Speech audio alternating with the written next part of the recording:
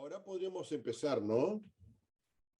Yo lo primero que voy a hacer es a presentar a Roberto para quienes no lo conocen, de los que estamos probablemente casi todos, en la gran mayoría, que va a exponer justamente hoy el tema Ideas y reflexiones surgidas de las clases sobre estética de la liberación dictadas por Enrique Dussel en la UNAM.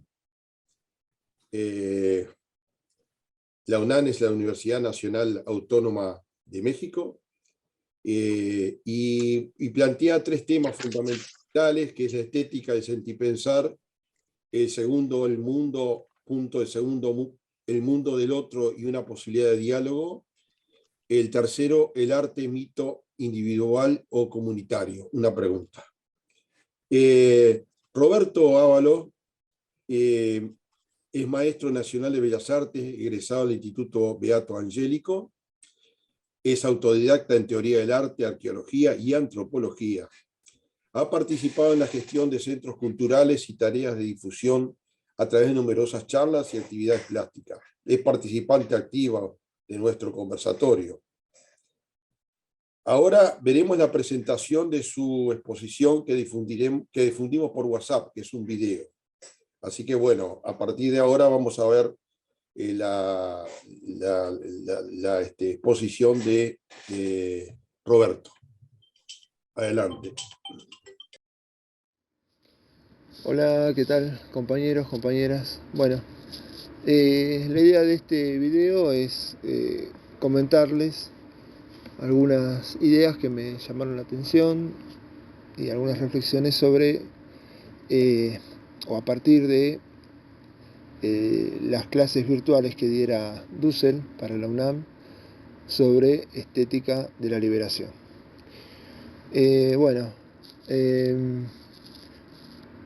Cuando nos habla de estética de la liberación, de lo que nos está hablando es del tema que nos convoca y ocupa, que es lo que llamamos proceso de decolonización. Este proceso de, si se quiere, liberación cultural, que puede ser analizado desde distintos aspectos: político, social, económico, filosófico, ético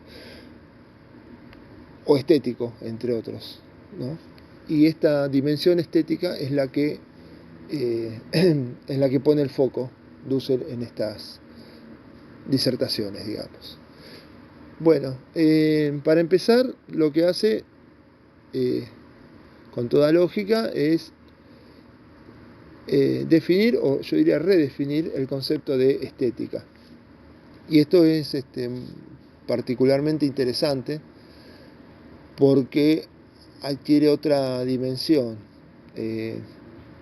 esta definición.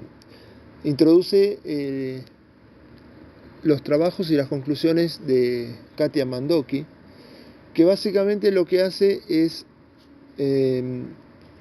expandir el concepto de estética a todos los seres vivos. Es decir, no considerarlo ya algo propio, la estética, una capacidad o lo que sea del ser humano, sino de todos los seres vivos. La definición que nos da Dussel entonces es que estética es una emoción, es la emoción que acontece, según Mandoki, en todo ser vivo, al descubrir una realidad que es origen o afirmación de la vida. En todo caso, esta es una definición, digamos, positiva, por cuanto está considerando una emoción positiva. Es decir, hay una realidad que afirma la vida, que nos gusta y que por lo tanto decimos que es bella. Pero no es la única opción.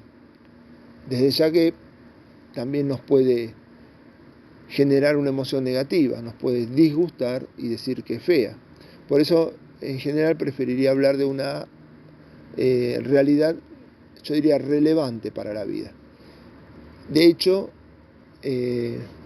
todo ser vivo, en principio, se encuentra ante la posibilidad de que les guste o disguste una realidad, independientemente que sea buena o mala, que vaya en favor o en contra de la propia vida, en principio.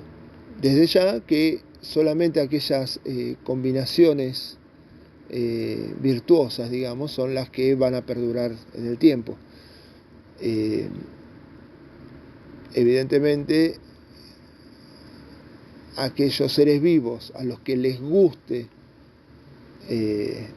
lo que es bueno, lo que va a favor de la vida, y les disguste lo que va en contra de su propia existencia, son los que van a perdurar, evidentemente, en el tiempo. Y esto nos lleva a considerar entonces a la estética como el motor de la selección natural. Y este es el nuevo nivel de importancia que adquiere el concepto.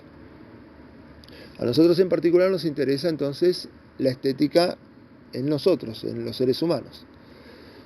En tal sentido, Dussel nos dice que descubrimos esta realidad relevante a partir de las ventanas que nos comunican con el entorno y que son nuestros sentidos. Y nos da ejemplos como el del sentido del gusto, que hace que determinados alimentos nos gusten, el olfato, que haría que, por ejemplo, nos disgusten estos mismos alimentos si ya no están en condiciones, o el tacto, que hará que nos guste, por ejemplo, el sol, o nos disguste el fuego si está muy cerca.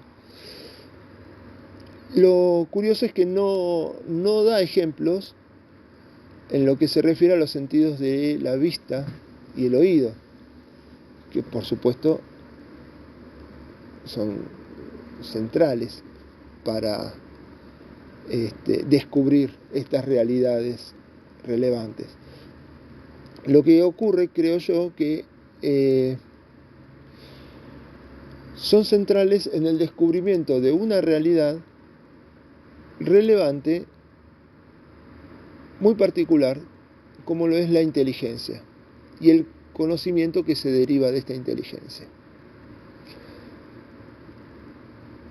que es una realidad relevante no en sí misma desde lo biológico, sino que más bien es una herramienta, pero una herramienta tan eficaz que se vuelve en sí misma una realidad relevante, digna de gustar o ser disgustada.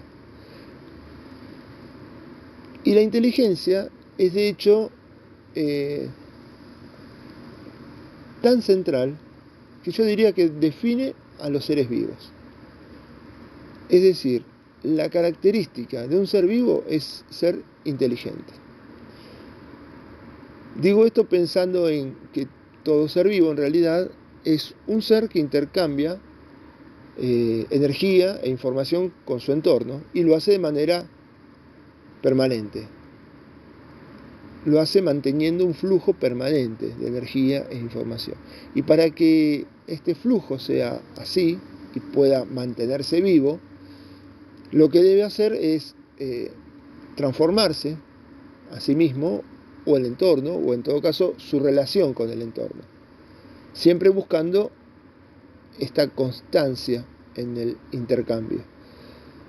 Y esta capacidad de adaptación, en palabras de Wagensberg, sería esta capacidad de anticipar la incertidumbre, es lo que el mismo Wagensberg define como inteligencia. Entonces, todo ser vivo es inteligente.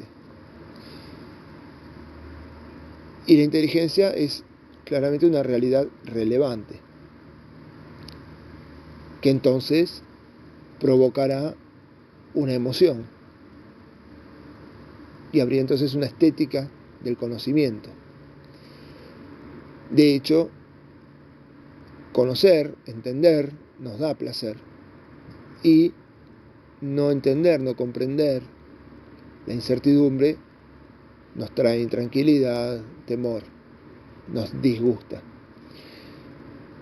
Entonces, pensando en la inteligencia del ser humano, voy a utilizar la definición que nos da algún antropólogo sobre lo que es el ser humano.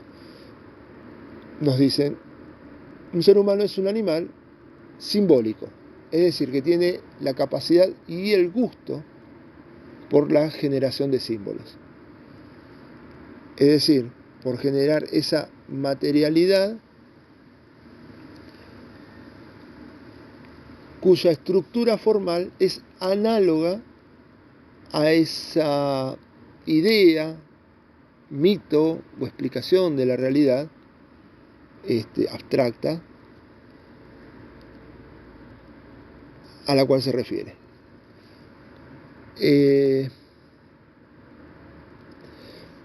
Y de hecho, esta artificialidad que es el símbolo es lo que constituiría el hecho artístico. Y esta emoción ante el símbolo es la emoción que sentimos ante el arte. El arte sería entonces esto, la estética del pensamiento simbólico, digamos, o del conocimiento simbólico.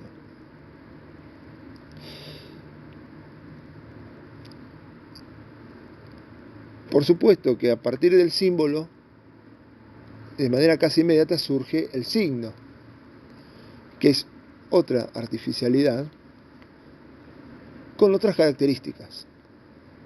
En el signo hay cierta arbitrariedad, hay una aceptación social, cultural, del significado de determinado elemento material, formal, y además tiene características, yo diría, cuánticas. O sea, hay una construcción del conocimiento a través de cuantos, de unidades, de saltos escalonados. No tiene la continuidad indefinida del símbolo. Es el número, es la palabra, el signo. Y el signo constituye esta construcción de conocimiento que diríamos racional. Pero tanto el símbolo como el signo, en definitiva, son formas de conocimiento y que como tales son realidades relevantes ante las que, en definitiva, nos emocionamos. Abre una estética entonces del conocimiento, tanto racional como simbólico. Aclarando, por supuesto, que símbolo y signo no obedecen a una descripción estrictamente binaria, ¿no? Si me imagino, por ejemplo, el símbolo como blanco y el signo negro, si yo estoy viendo algo que digo es un signo, en realidad no estoy viendo algo negro, estoy viendo algo gris oscuro. De la misma manera, algo que me parece que es un símbolo, en realidad es un gris muy claro. Quiero decir con esto que casi todas las construcciones humanas que tienen que ver con el conocimiento tienen componentes de símbolo y de signo simultáneamente en distintas proporciones. Y todo esto me hace pensar en una reconciliación, digamos, entre lo que es lo racional y lo espiritual, el signo y el símbolo. Y esta reconciliación la encuentro en última instancia en la estética, que es una emoción ante el descubrimiento de una realidad relevante, como lo es el conocimiento, tanto de significado como simbólico. Y esto también me hace,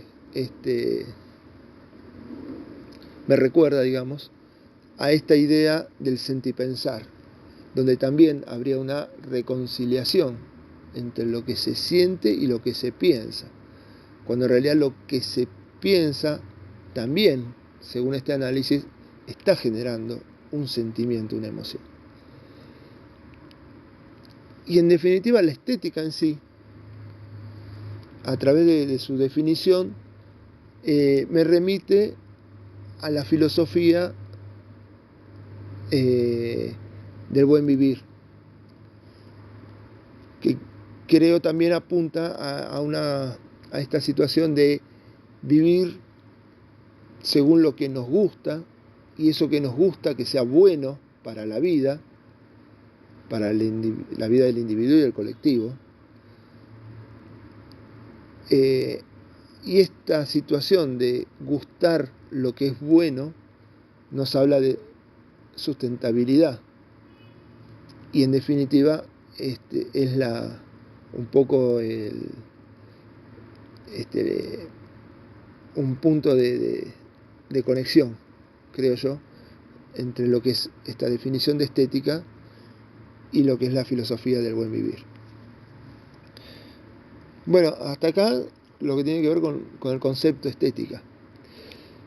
Dussel habla de estética de la liberación, es decir, acepta, da por hecho, desde ya, que hay una situación de opresión de la cual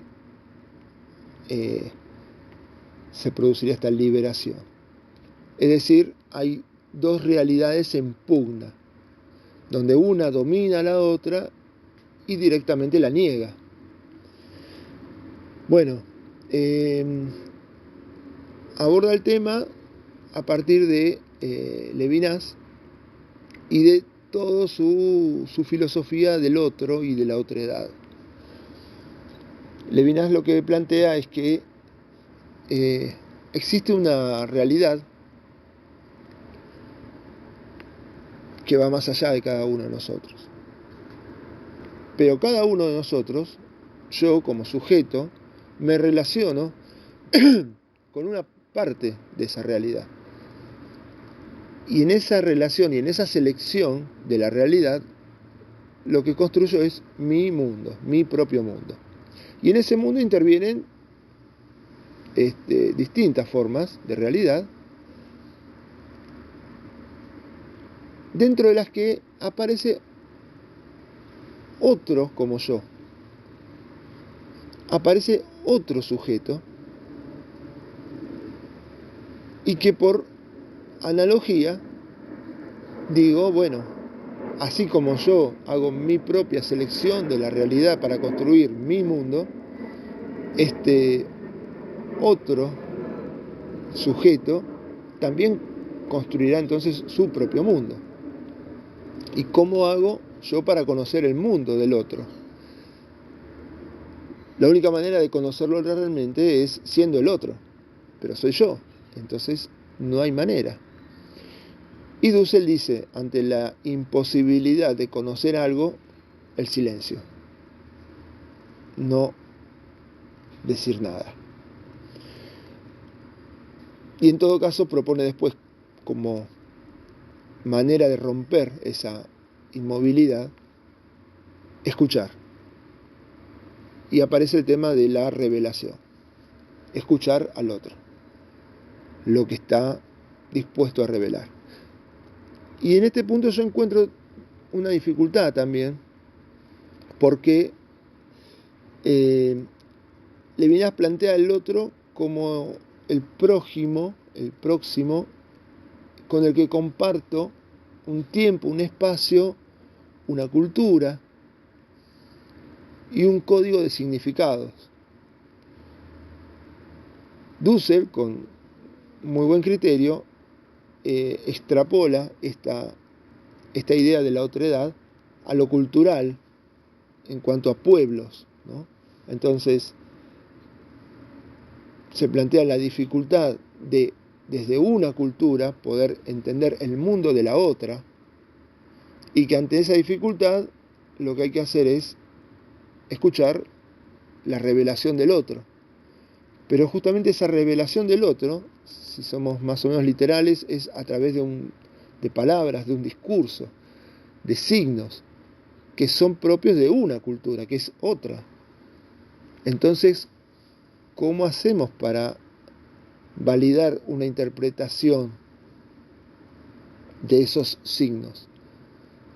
¿Cómo saber si estamos encontrando el mismo significado en esa revelación? Por otro lado, cuenta una anécdota que a mí me parece muy interesante y que yo creo que es un poco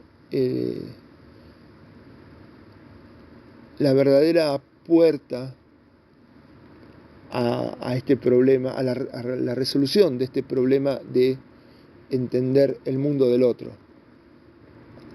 Tiene que ver con su relación, la relación de Dussel, con el arte chino, el cual no le producía, dice, demasiado interés, le parecía más o menos simpático, pero no más que eso, hasta que leyó los trabajos de investigación de un amigo suyo que vive en Estados Unidos y bueno, ha hecho trabajos de análisis profundo de este arte chino.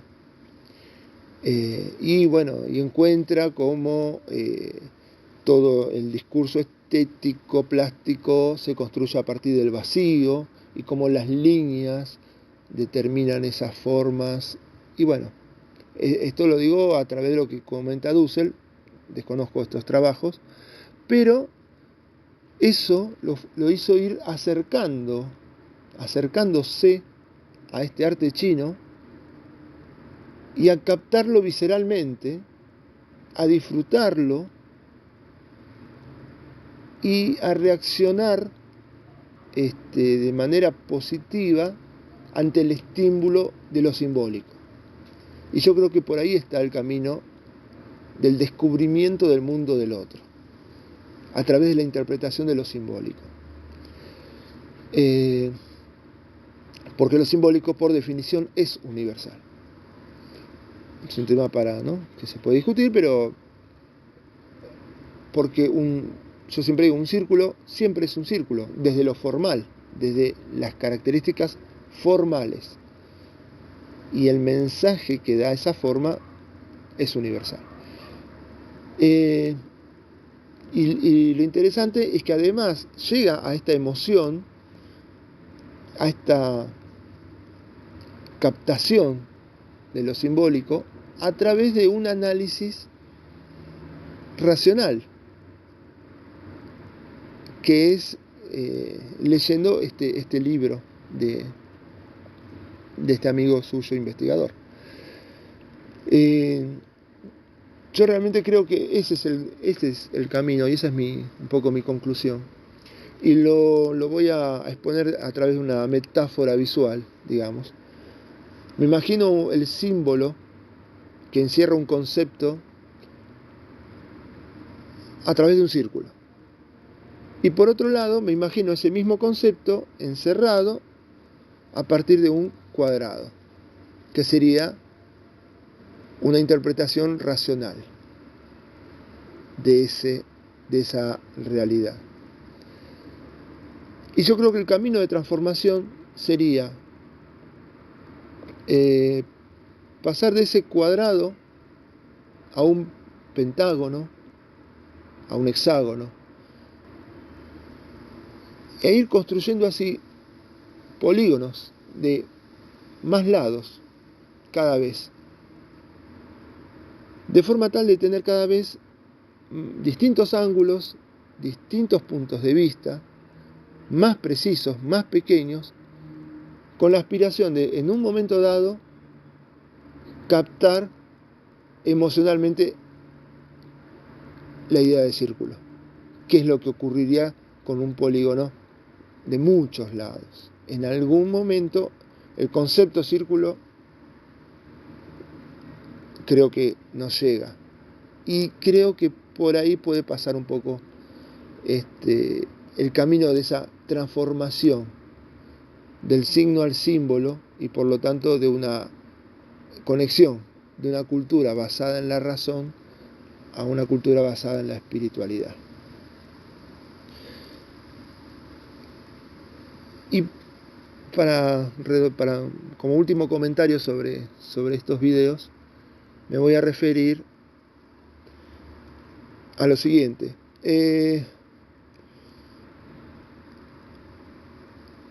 Hablamos de una estética que niega la otra, dos estéticas en pugna diferenciadas. Entonces, la pregunta sería, bueno, ¿qué es lo que caracteriza a estas diferentes estéticas? Y yo creo que lo que las diferencia es la concepción del individuo cuya vida se ve beneficiada por la realidad descubierta. Es decir, la estética dijimos que es una emoción que ocurre al descubrir una realidad relevante para la vida. ¿Para la vida de quién? Del individuo persona. Esa es una concepción, la eurocentrista en todo caso. Y la otra es aquella que considera una individualidad mayor, que es la comunidad. Y yo creo que ahí está el diálogo y lo que está un poco en pugna. Dussel habla de esto a través de un ejemplo muy interesante que es Beethoven y su novena sinfonía, que nos comenta que está inspirada en algunos cantos populares de campesinos que celebran el éxito de la cosecha. Y Beethoven toma esto como punto de partida para hacer su himno a la alegría. Y interpreto que Dussel busca en esta idea una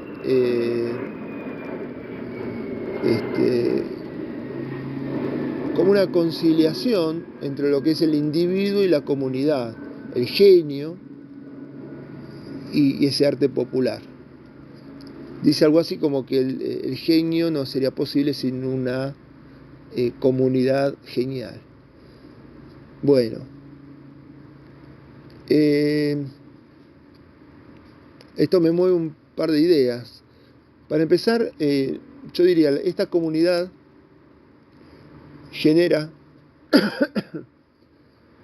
un arte popular a través de esta canción, de esta música, que con su forma musical interpreta la alegría de la cosecha. Hay una analogía, hay un hecho creativo y una estética motivada por un pensamiento simbólico, artístico. A su vez, si son canciones y tienen letras, estas letras tienen un significado, con lo cual hay una emoción racional a partir de el contenido en significado de estas letras, pero que también tienen un sonido, esas palabras, una musicalidad, y volvemos a lo simbólico. Y este paquete de símbolos y signos es lo que toma Beethoven para hacer su obra. Pero interpreto que lo toma como un pintor toma un jarrón para hacer un cuadro. Un jarrón, o una canción popular en este caso, con su propia historia, con todo lo que encierra en sí mismo, pero para ser reinterpretado a través de el propio mito y del propio mundo del individuo que pinta, o en este caso que compone, como Beethoven. Y creo que Beethoven es genial en tanto y en cuanto es original. O sea, la idea del genio, el héroe, el único, el distinto, se distingue del común de la gente porque tiene su propio mundo, que no es el que comparte la comunidad en su conjunto. Y a eso se le suma, obviamente, una gran capacidad para, entre los símbolos generados, o para que estos símbolos generados tengan una muy fuerte analogía con el mundo, con su mundo, con el mundo de Beethoven, y realmente logre plasmarlo. Pero está plasmando un discurso individual. Bueno, no quiero extenderme más en lo esencial que está planteado el tema y bueno, vamos adelante con el debate.